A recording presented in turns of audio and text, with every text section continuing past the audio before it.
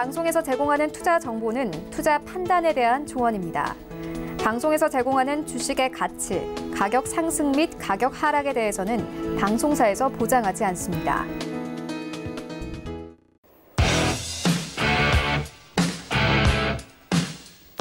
안녕하세요. 대가들의 수익법칙 김선희입니다.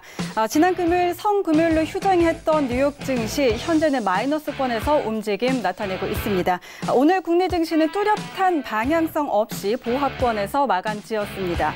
이번 주 본격적인 어닝 시즌 앞두고 눈치 보기 장세가 이어졌는데요.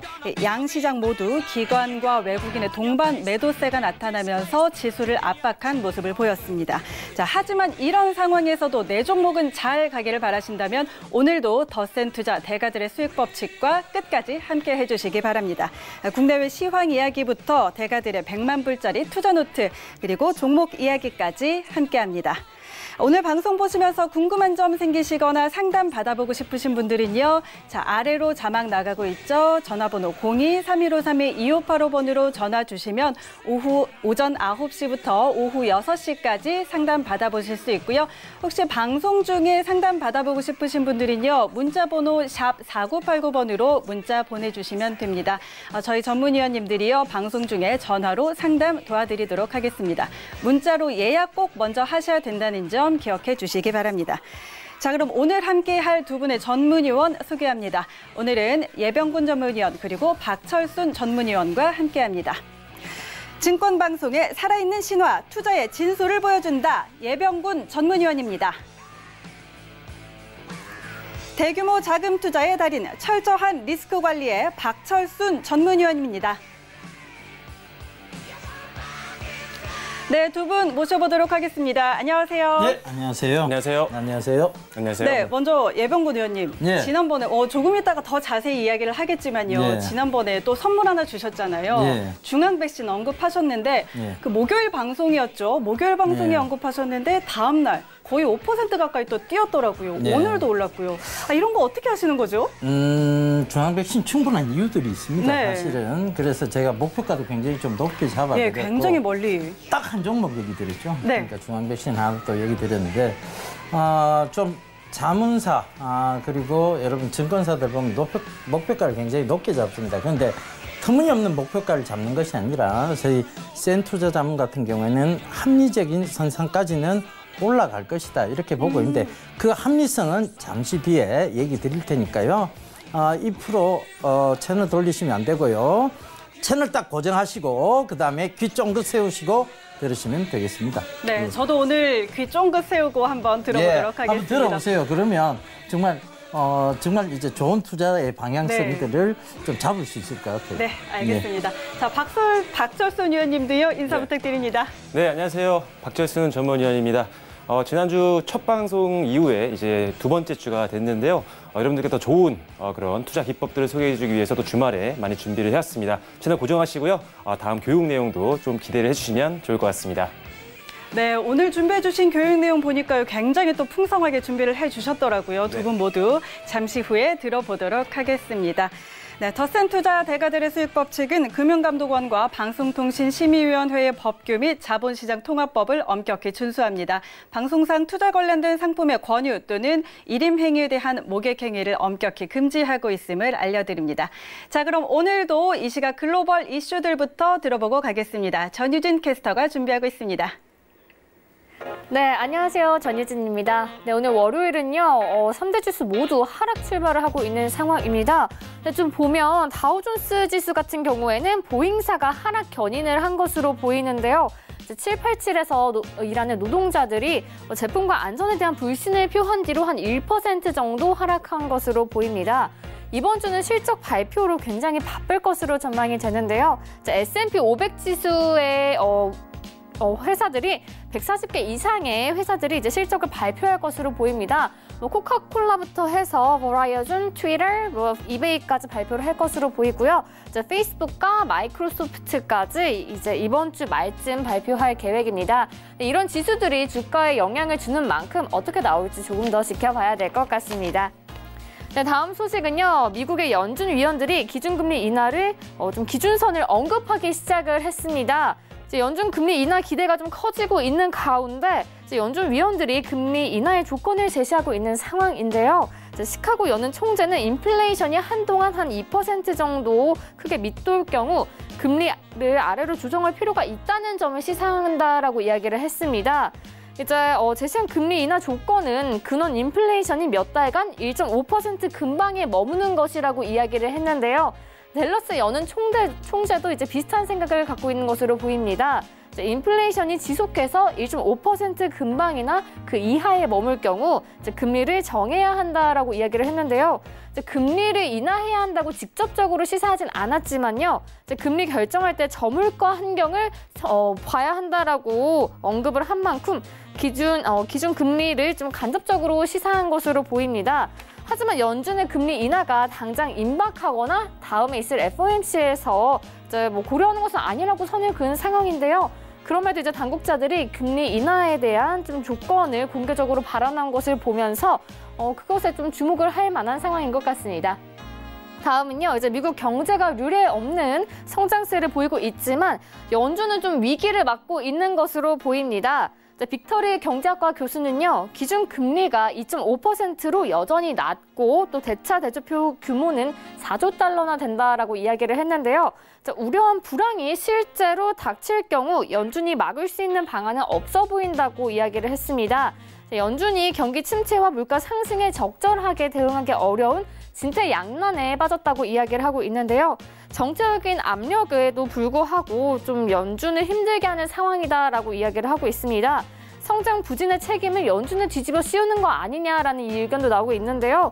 연준에 대한 신뢰 훼손은 미국 경제에 대한 심각한 리스크라고 판단을 했습니다.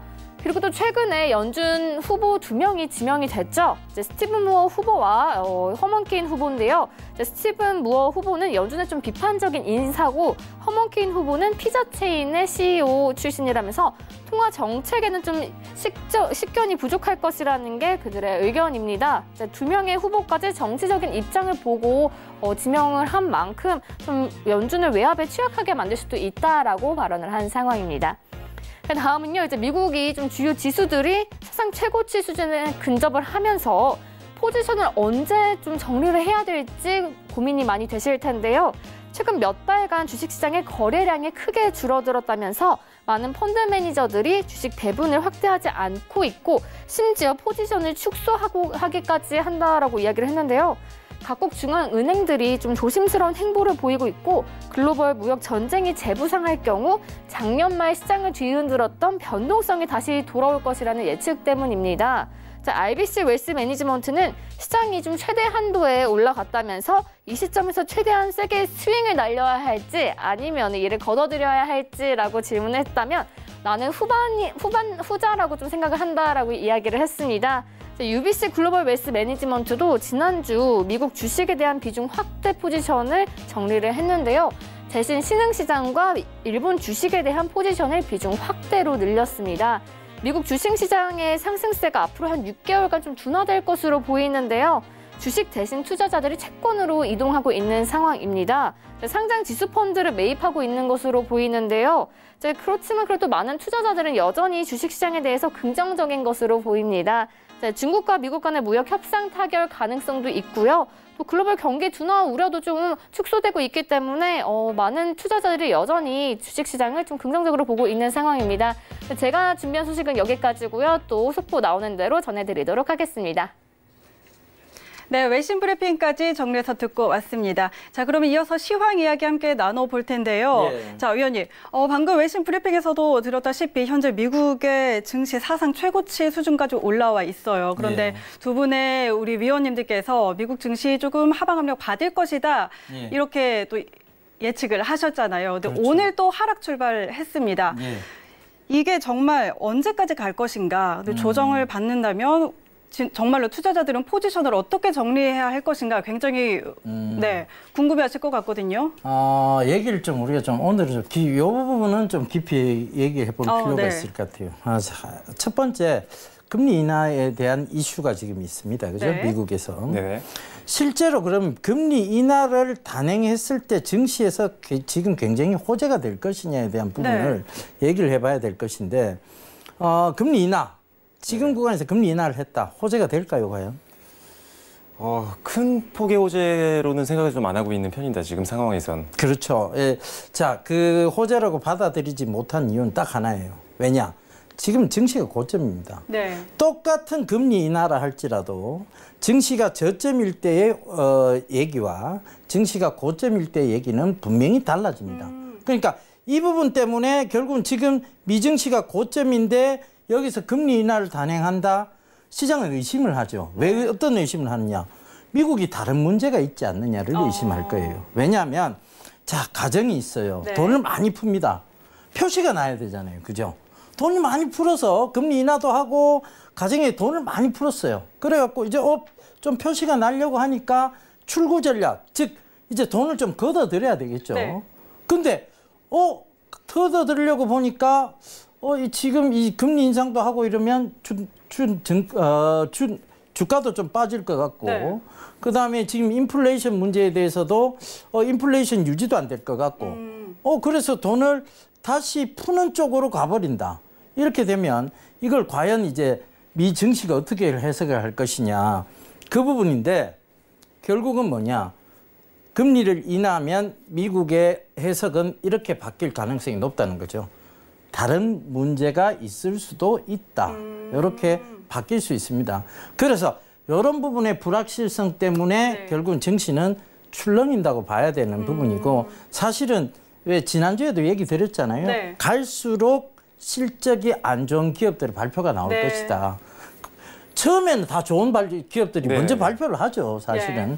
근데 나중까지 숨기는 이유는 딱 하나죠. 안 좋기 때문에. 네, 안 좋기 때문에 숨기는 거죠. 그러니까 지금 이제 이 구간부터는 어닝 서프라이즈가 나오는 기업보다는 어닝 쇼크가 나오는 기업이 많아질 것이다. 그렇다면 그것 역시 증시 조정의 빌미가 될 것이라는 것이죠. 그러니까 증시는 계속 올라갈 수는 없습니다. 어느 정도의 하락폭을 견디고 또 올라가고 이렇게 되는데, 자, 이런 부분에 있어서 우리 박철순 위원님께 여쭤볼게요. 네네. 똑같은 우리가 기사거리가 있어도 네네. 증시 고점과 저점에서의 기사 해석에 대한 부분은 분명히 달라집니다. 네네. 그죠? 네. 그리고 지금 지금 만약에 증시가 저점이라면 이 어닝 쇼크에 대해서도 크게 충격이 없어요, 사실은. 네네. 근데 증시 고점에서의 어닝 쇼크의 충격은 상당히 좀 크게 나올 수 있잖아요. 네, 변동성이 그죠? 훨씬 커질 수 있죠. 그러니까 그 부분에 대해서 스프레드를 과연 어느 쪽까지 우리가 조금 폭을 조금 잡아야 될 것인지를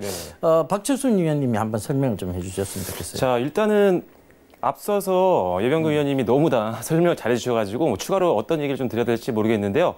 일단은 계속적으로 지난주부터 방송에서 말씀드렸던 것처럼 일단 지수는 너무 많이 고점에 올라왔기 때문에 사실 하방 압력을 받을 수밖에 없는 구간이다라고 말씀을 드렸었습니다. 자, 일단은 지난주까지는 그래도 상당히 좋은 흐름을 보였죠. 왜냐, 미 상무부에서요, 고용 지표라든지 또는 이런 소비 지표가 굉장히 개선되는 그런 모습들도 보였고요. 실적도 앞에서는 굉장히 좋은 것들이 많이 나왔기 때문에 지수가 계속적으로 굉장히 부담 있는 가격권에서도 조금씩은 계속 올라가는 모습을 보였습니다. 하지만 아쉽게도 일단은 안 좋은 실적들이 앞으로 계속 나올 것 같고요. 거기다가 지금 사실은 조금 더 걱정되는 부분들은 1분기 실적만이 아닙니다. 2분기 실적에 대한 조금 위험성도 조금 가지고 있기 때문에 이런 것들을 감안했을 때는 지금은 상승에 베팅한다? 이런 것들은 굉장히 사실상 리스크가 굉장히 크다라고 생각을 하고 있고요. 거기다가 5월 달에 지난주에도 말씀드렸습니다. FOMC 금리 결정이라든지 또는 미중 무역 협상 타결에 대한 부분들도 이제 내용이 나올 텐데 이런 것들이 시장에 워낙 많이 지금 알려진 상태이기 때문에 시장에 그렇게 크게 호재로 작용하지 않을 수 있다는 점이죠. 아까 또 예병근 위원님이 말씀하신 것처럼 이미 고점이기 때문에 지수가 떨어져 있을 때랑은 또 이런 이슈들이 다르게 적용이 될 수가 있기 때문에 이런 것들을 감안했을 때는 역시나 하락 쪽으로 여러분들이 좀 방향을 잡으시고 베팅을 좀 하시는 것이 좋을 것 같습니다. 자, 그러면 오히려 상승에 대해서 좀 불안감을 느낄 수도 있겠네요. 그렇죠. 네. 지금 기사에서도 나왔다시피 거래량도 굉장히 실종되어 있는 상황이에요. 그러니까 이 거래량을 오히려 키우기 위해서 그러면 상승을 시켜서 거래량을 키울 것이냐. 그 상승에 대한 부담감이 있다는 것이에요. 박철순 의원님이 잘 짚어주셨는데 상승은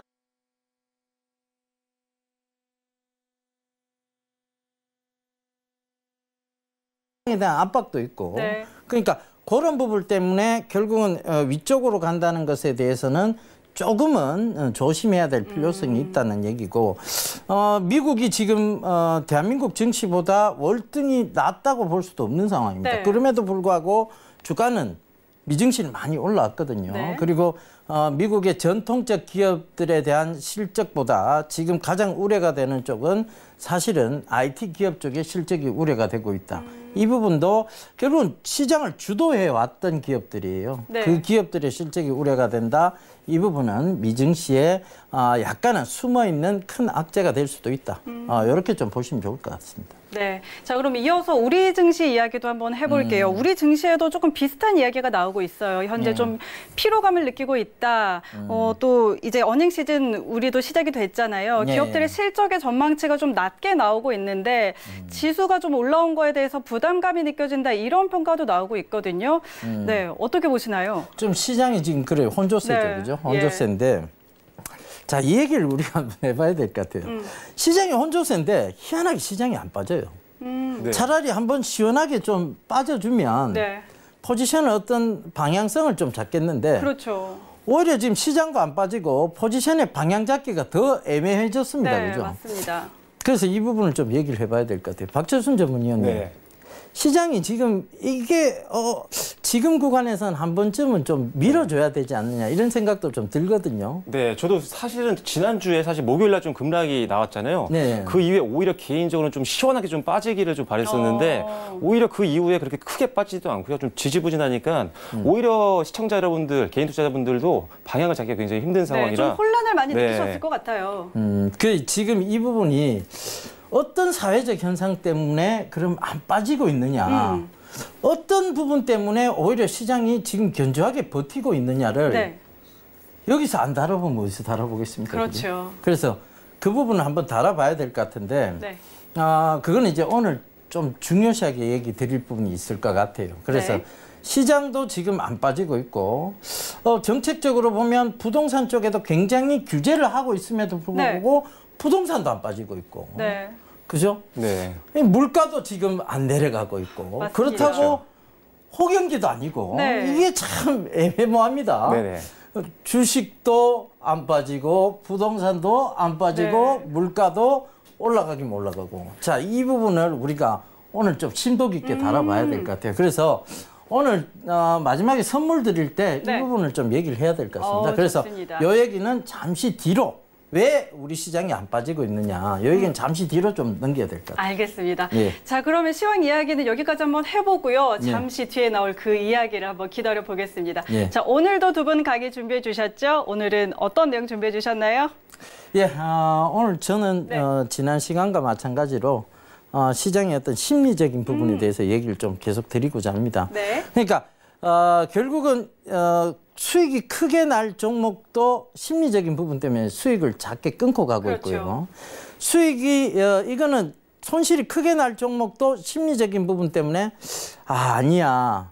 다시 올라오겠지라는 그 막연한 기대감 때문에 손실을 키우는 경우가 많아요. 네. 수익은 짧고 손실은 키우면 어떻게 되겠어요? 예. 실패죠. 예, 실패한 투자죠, 사실은. 어쩔 수 없습니다.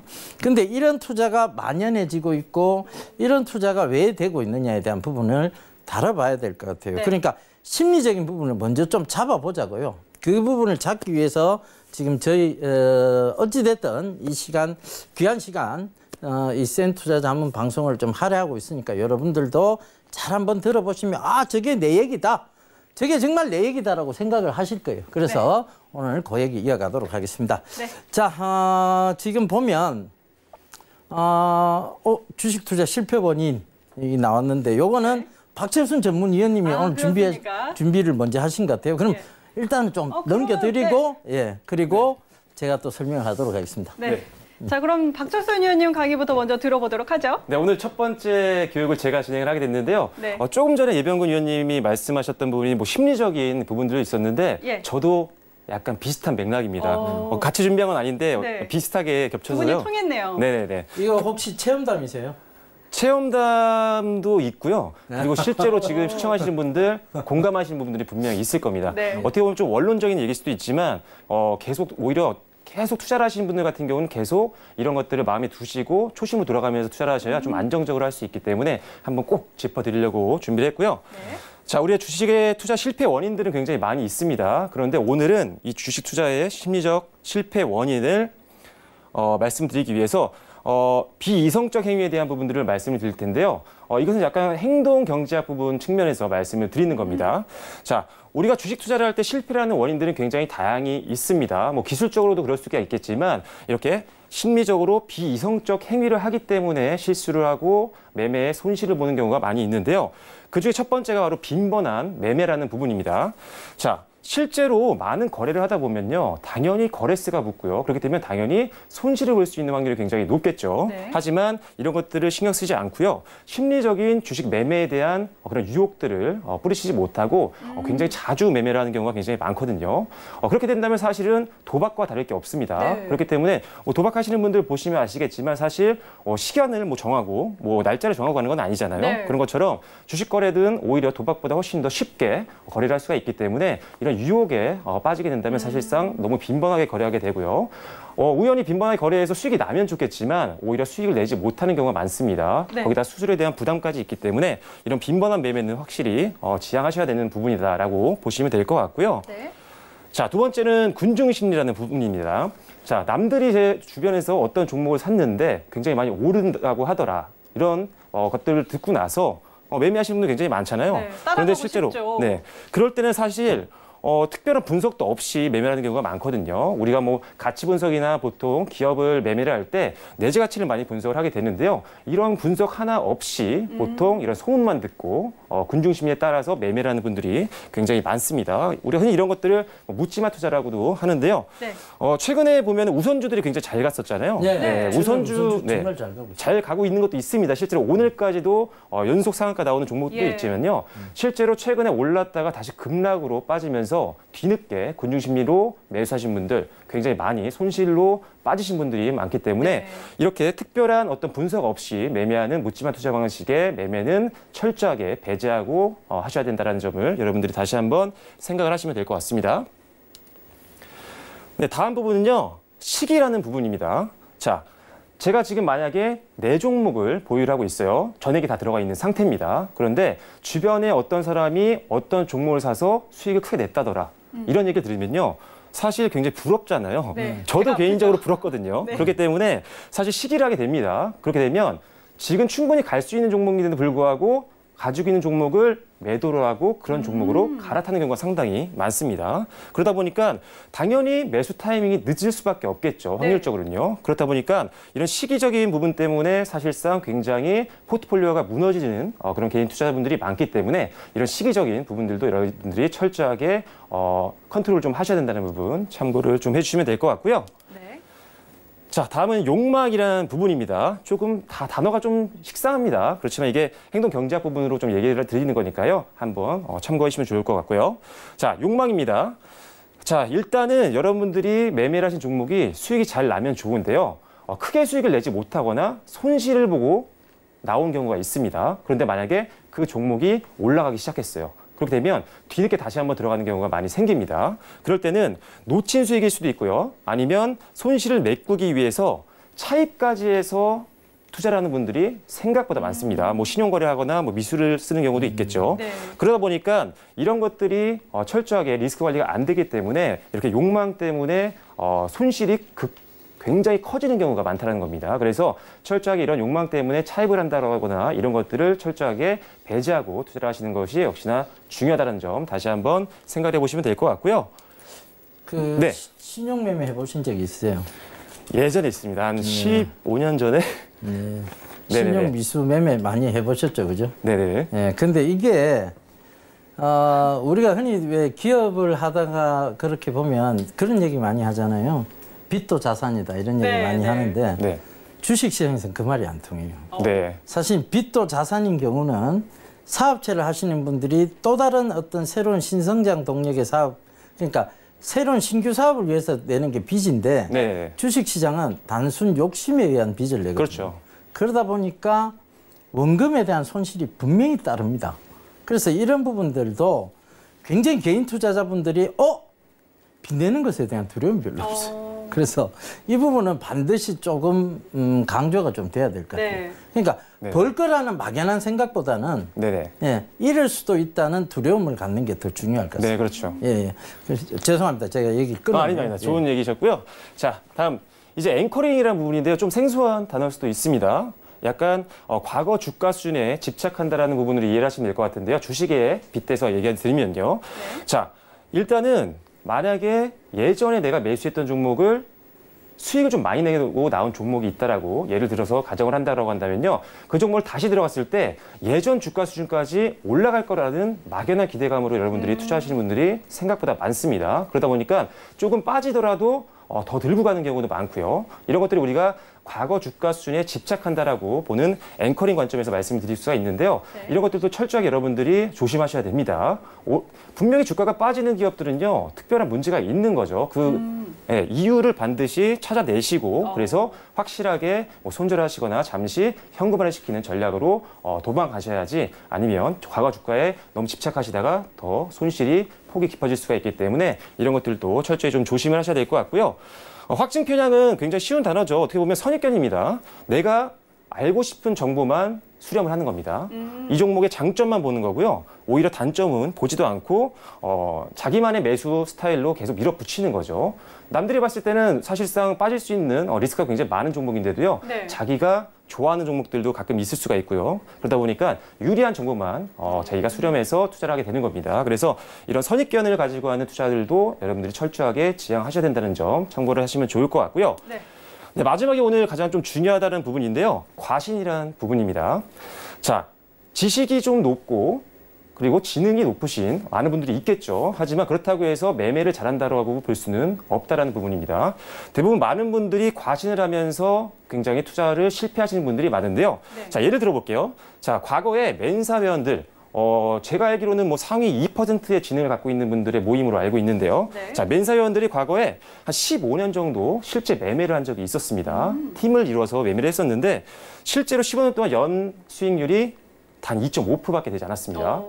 네, 같은 동일한 기간 동안에요. S&P 500 지수 같은 경우는 연 15%나 상승을 했는데 이에 비하면 굉장히 형편없는 수익률이었죠. 그만큼 지식이 높다라고 해서 그리고 지능이 높다라고 해서 이런 것들이 반드시 수익률로 귀결된다라고 볼 수는 없기 때문에 중요한 점은 자기가 공부를 많이 했고 그리고 지능이 높다라고 해서 이런 것들이 아니라 굉장히 시장을 객관적으로 볼 수 있고 리스크 관리를 철저하게 할 수 있는 그런 심리적인 부분들이 굉장히 중요하다는 점을 네. 여러분들이 반드시 염두에 두고 매수를 하셔야 된다라는 점을 말씀을 드리고 싶은 거고요.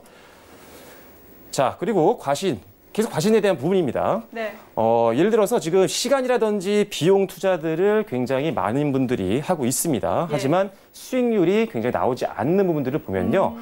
시장에서 보고 있는 주도 업종이라든지 우량주들을 투자하지 않고요. 개인적인 선입견이라든지 내가 아는 종목들이 훨씬 더 잘 갈 거야. 라는 과신들을 하게 되는 거죠. 그런 것들이 아무래도 수익률에 대해서는 굉장히 좋지 않은 영향을 줄 수 있다라는 부분들을 말씀드릴 수가 있을 것 같고요.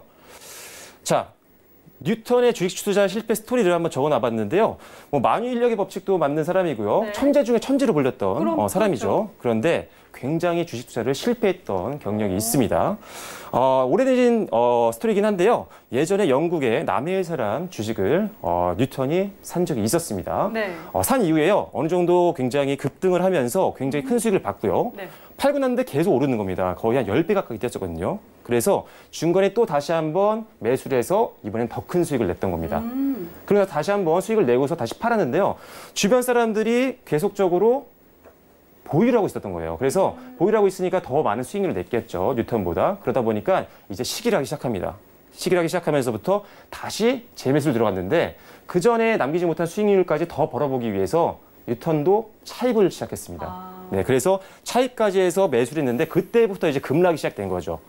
거의 10분의 1까지 떨어졌기 때문에 이때 바로 전 재산의 90%를 날렸던 이런 스토리도 있었는데요.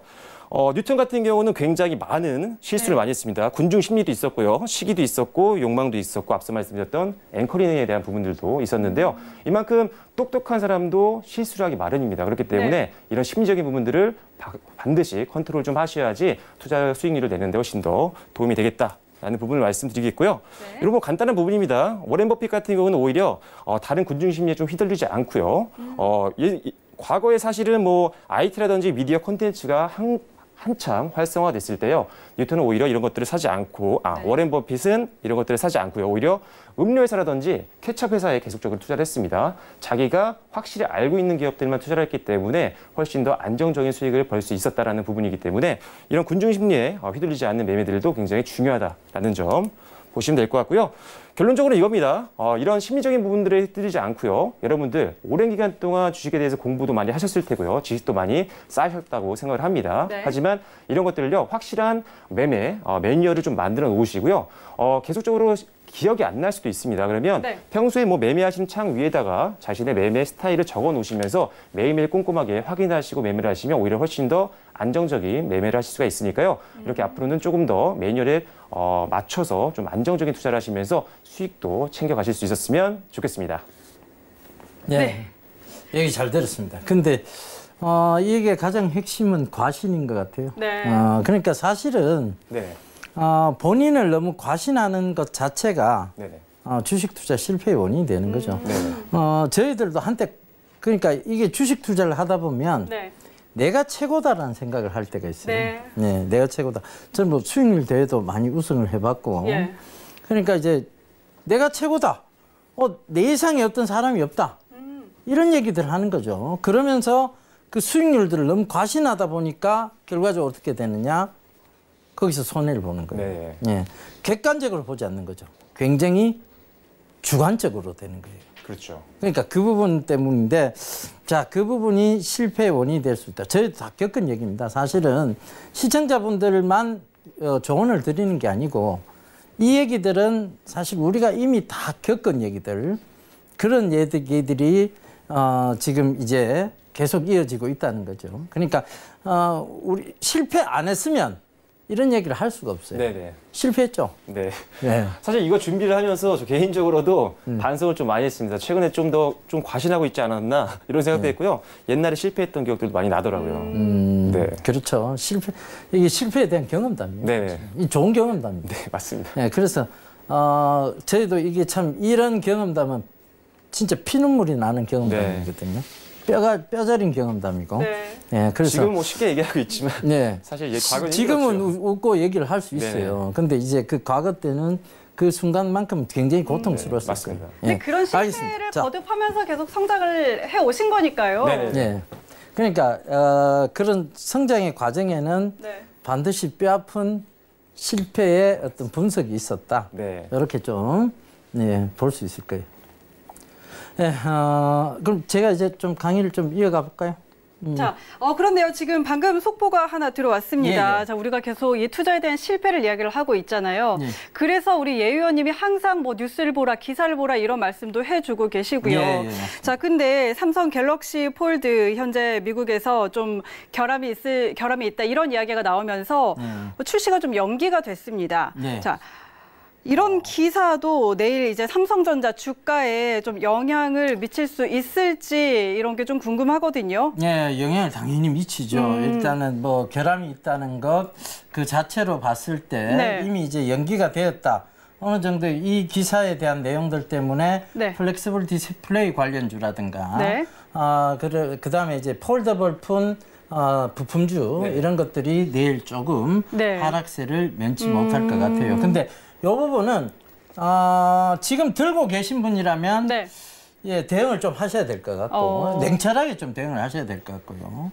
자, 이 부분은 어느 정도 빠진다고 봐야 돼요. 예. 빠지고 나서 그 어떤 공포감이 진정될 무렵쯤에 슬슬 다시 슬슬 다시 재매수를 하신다면 그때는 분명히 또 약간의 중기적 투자를 보신다면 네. 이게 지금 안 나올 건 아니거든요. 예. 결국은 결함이 있다, 연기가 되었다지 중단은 아닙니다. 그렇죠. 그러니까 그런 부분들을 참고해 보신다면 차라리 이런 이제 지금 부품 관련주들 이런 것들이 내일 급락이 나올 때 네. 너무 공포 심리까지 밀어붙이지 않는다면 이미 조금 매도를 하셨다가 아니면 비중을 축소하셨다가 공포 심리가 잠잠해질 때쯤 그때 재매수를 하시는 게 맞을 것 같아요. 그러니까 이 삼성전자의 주가가 사실 우리 시장에서 차지하는 부분이 굉장히 크잖아요. 그렇죠. 그래서 이 증시 전체 방향에 미치는 영향도 좀 있을 것 같은데요. 그렇죠. 전체 방향에 미치는 영향도 있지만 네.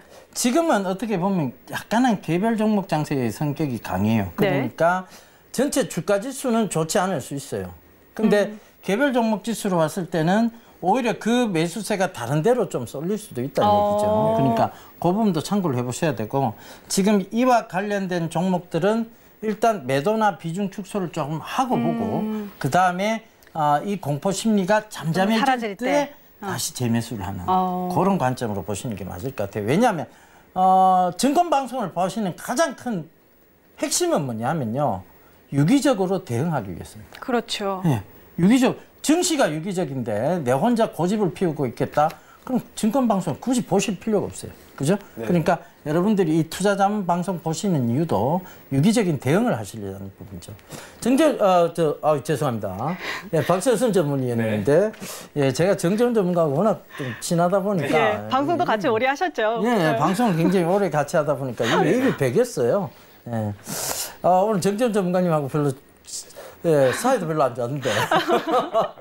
예, 정전 전문가로 딱 불러보니까 너무 잘생겼어요. 그래서 제가 박철순 전문위원님, 이 시장에 대한 영향, 요인, 그리고 어떻게 좀 대응해야 할까에 대해서 저 혹시나 좀 다른 시각이 있으시면 얘기를 좀 해주세요.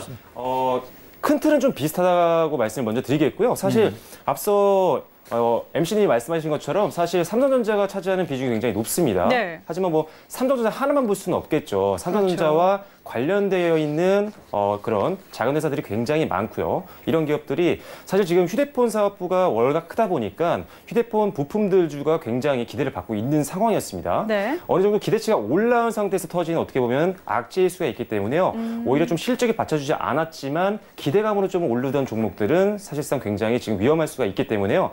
중소형주를 갖고 계신 분들은 조금 더 리스크 관리에 철저하셔야 될 것 같고요. 앞서 예병근 위원님이 말씀하신 것처럼 좀 작은 기업들 같은 경우는 비중을 좀 줄이시거나 아니면 좀 현금화를 시켜 놓으셨다가 조금 더 안정화를 찾고 재반등 또는 다시 한번 출시가 되는 시점에 다시 한번 접근을 하시면요, 추가적인 하락에도 좀 대비할 수 있고 다시 상승 흐름이 나왔을 때 수익까지도 챙기실 수 있는 전략이 될 것 같습니다.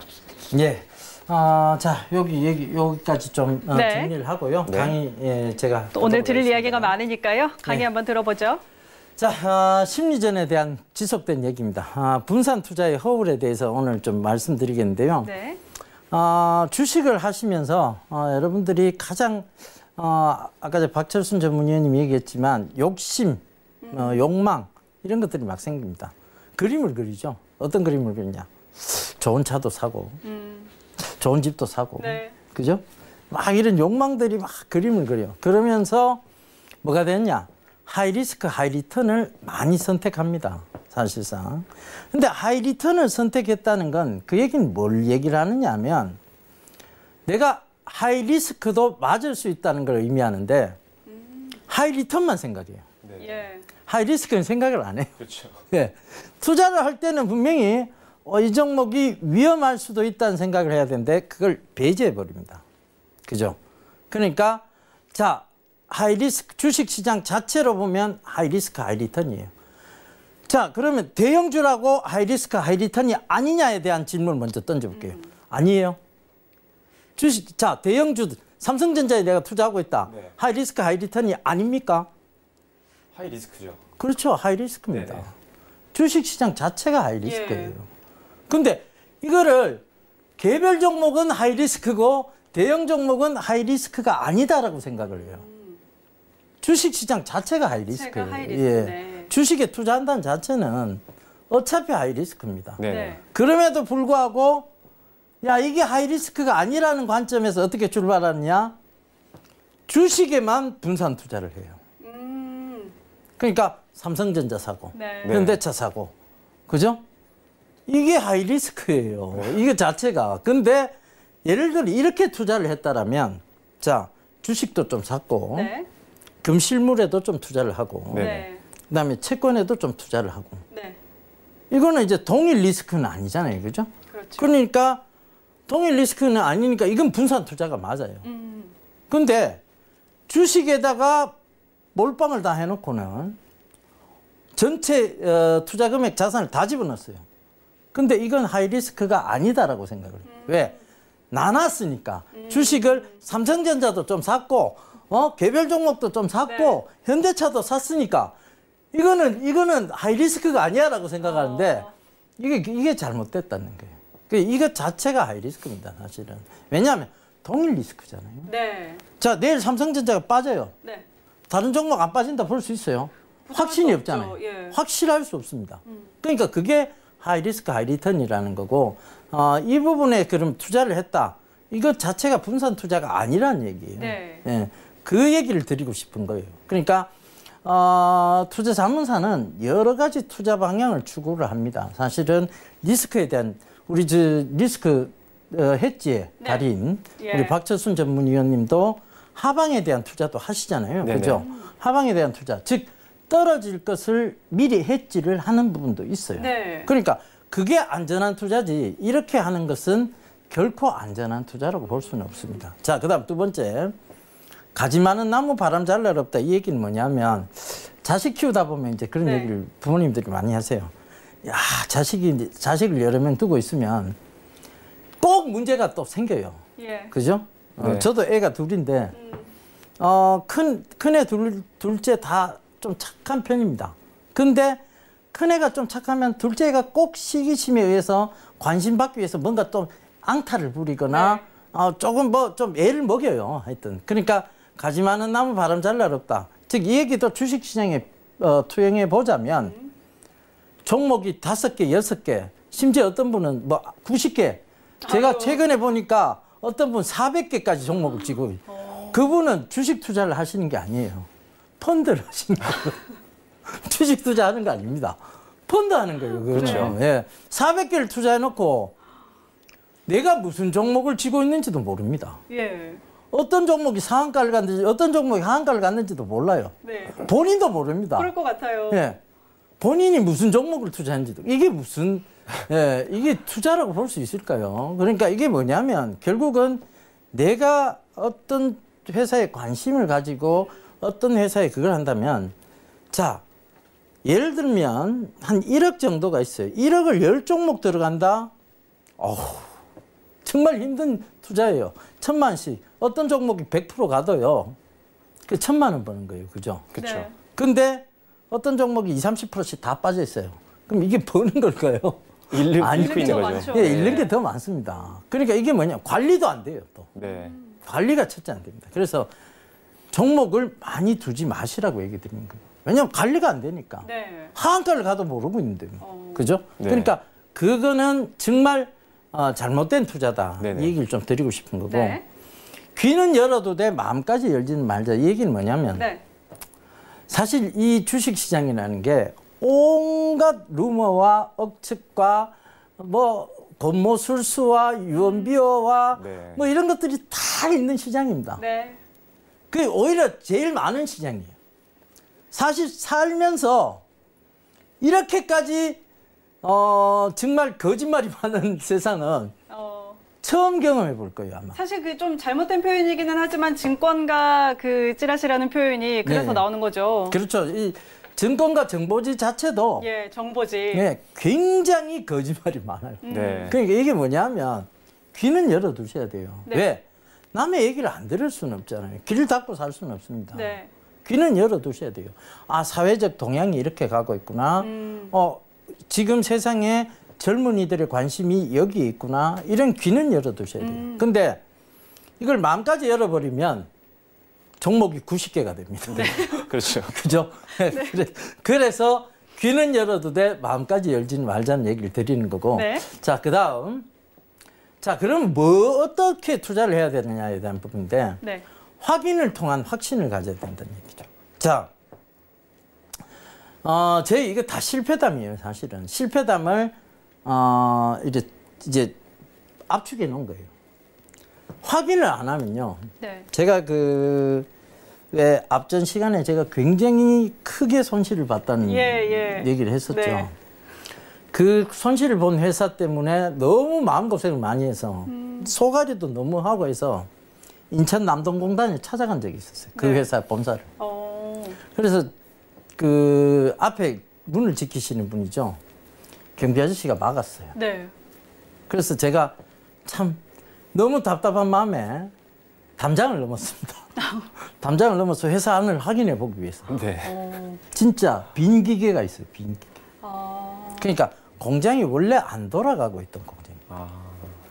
확인을 안 했기 때문에 생긴 실패예요, 사실. 그러니까 확인을 통한 확신을 가지지 못하면 네. 투자를 안 하면 돼요. 네. 안 하면 되는데 얘기만 듣다 보면 저 회사가 정말 좋을 것 같거든. 정말 내가 큰 수익을 볼 수 있을 것 같아. 그러니까 투자를 한다는 거죠. 그러니까 이게 잘못됐다는 거고 반드시 뭐가 필요하냐? 확인이 필요하다는 얘기죠. 네. 그다음에 루머는 루머일 뿐이다. 정작 진실성 있는 정보는 반드시 대가를 요구한다.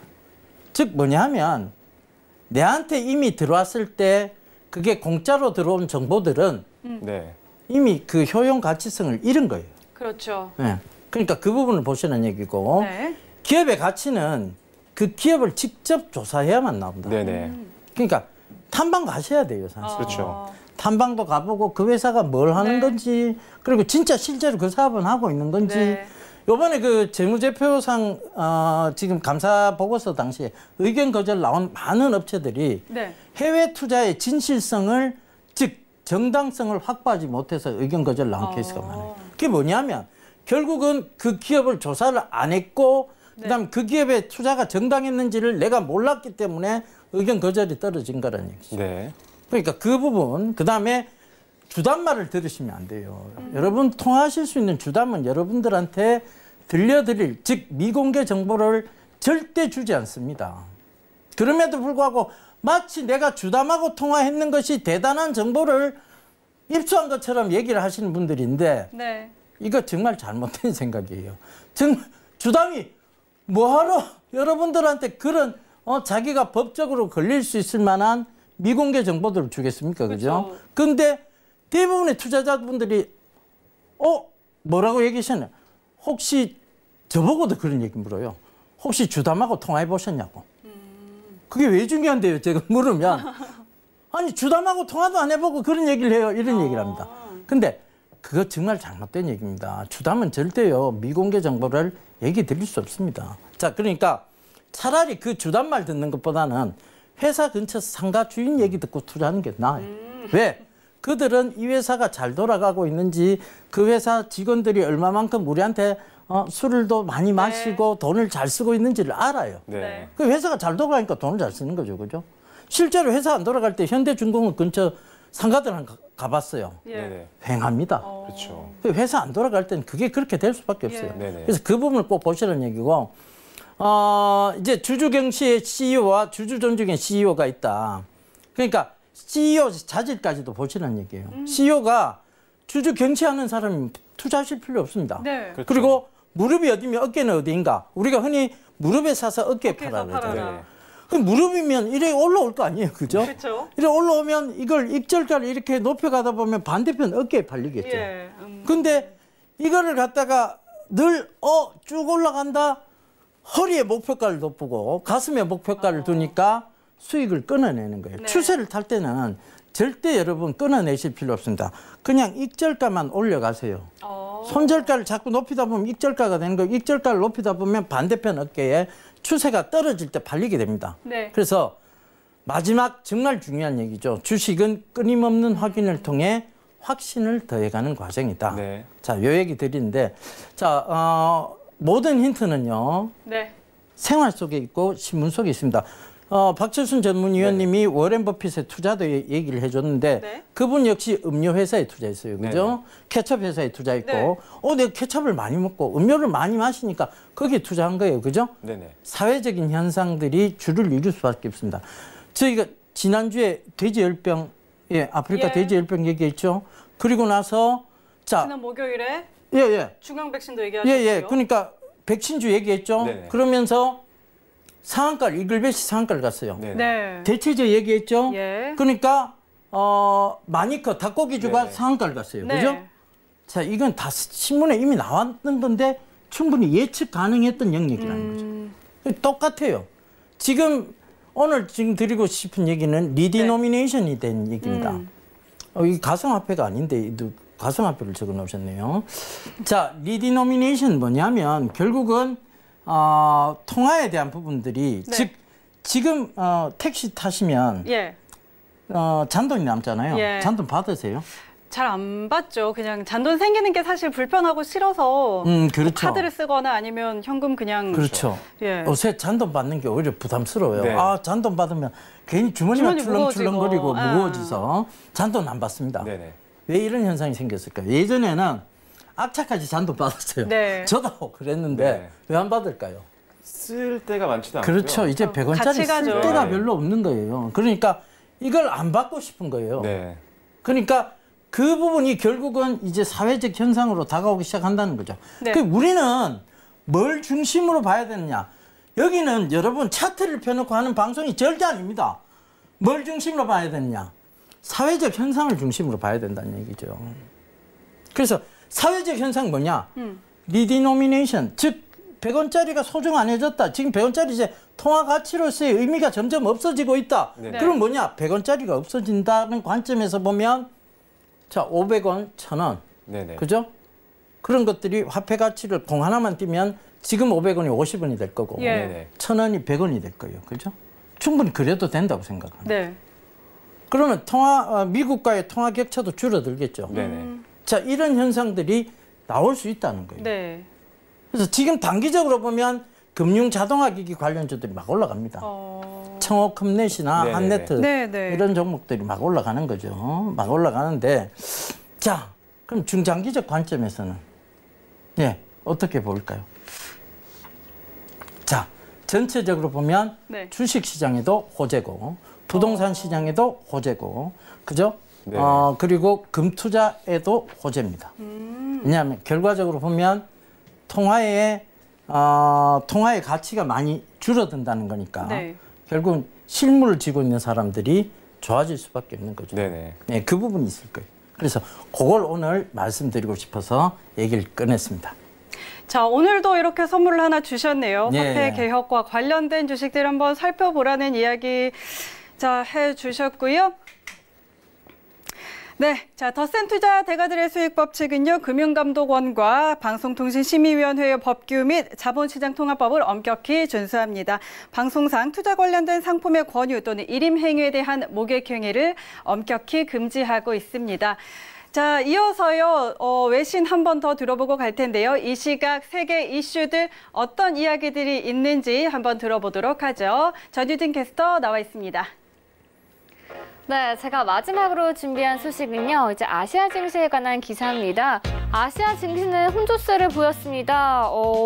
홍콩과 호주는 이제 부활절 때문에 휴장을 한 상황이고요. 엑스제팬의 지수 같은 경우는 0.24% 하락을 했습니다. 또 니케이 지수는 강보합권으로 마감을 했는데요. 우리나라 코스피 지수 같은 경우는 이제 또 보합권을 보인 상태입니다. 칩메이커인 SK 하이닉스가 1.59% 하락한 것으로 보이는데요.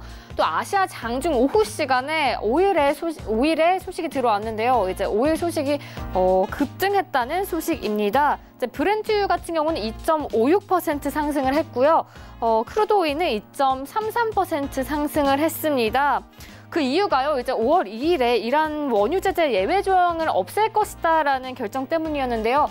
예외 국가였던 우리나라에서도 이제 5월 3일부터는 이란에서 수입을 금지할 것으로 보입니다. 자, 오늘도 다양한 소식들 전해드렸는데요. 저는 또 내일 더 유익한 소식으로 찾아오겠습니다.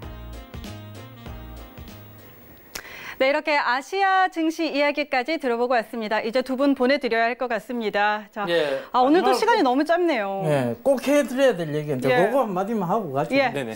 저희가 앞서 말씀드렸잖아요. 왜 증시가 빠지지 않느냐. 네.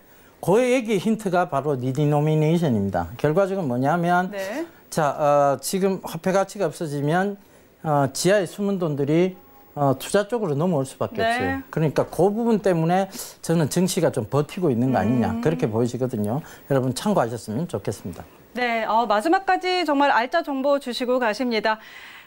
자, 저희가 준비한 소식은 여기까지입니다. 다음 시간에도요, 정말 유익한 투자 이야기들 준비되어 있으니까요. 다음 시간에도 저희와 함께 해주시기 바랍니다. 시청해주신 여러분 고맙습니다.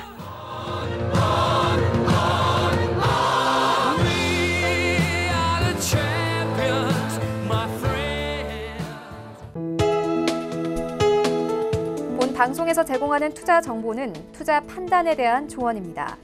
방송에서 제공하는 주식의 가치, 가격 상승 및 가격 하락에 대해서는 방송사에서 보장하지 않습니다.